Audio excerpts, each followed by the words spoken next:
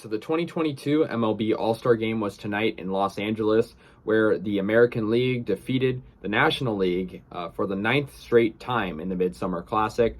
American League obviously been pretty dominant in the All-Star Game, where they, tonight won 3-2, sort of a low-scoring game for the All-Star Game. And there wasn't too much action, but I think pitching-wise, it was very good. Not a lot of hits for the National League. Or the American League for that matter. It was 8-5 in terms of hits. American League taking that.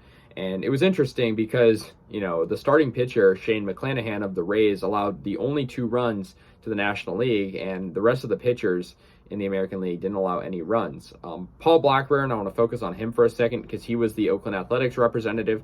He really impressed me tonight. He had a hitless, scoreless inning tonight where he even struck out Giants' Jock Peterson, and that really impressed me because I didn't even know if Paul Blackburn would get a chance. He's a guy that was sort of added to the roster late. Obviously, he's on a team that only had one All-Star, and I thought, Blackburn, don't get me wrong, he's a great pitcher, but when he's faced up against All-Stars, is he going to perform well? And he did.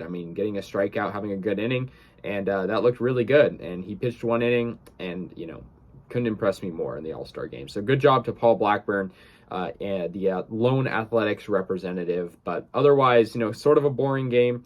It was cool to see some of the introductions, especially Miguel Cabrera, who got a lot of praise, Albert Pujols, and that was good to see.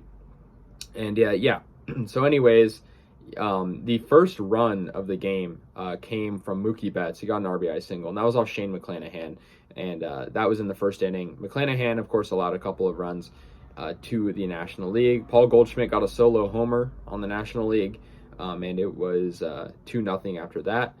And some pretty good defense. And then the American League tied the game up with one swing. Giancarlo Stanton, who later won MVP, got a 2-run homer. And so that was good for him. And then they went back-to-back. Byron Buxton of the Minnesota Twins had a towering home run off Tony Gonsolin of the Dodgers, and that made it 3-2, and it would stay 3-2 the rest of the way. Joe Mantiply had a good inning. He struck out Xander Bogaerts. All the pitchers really did pretty good in this game, considering it was a close game. It was a good finish. American League, it's crazy they won 9 in a row. To think that, the National League hasn't won since the early 2010s is crazy. And then Emmanuel Clase of the Cleveland Guardians struck out the side. He struck out all 3 batters in the bottom of the ninth to seal the victory for the American League. Obviously, it's an exhibition game, but it's still interesting to see.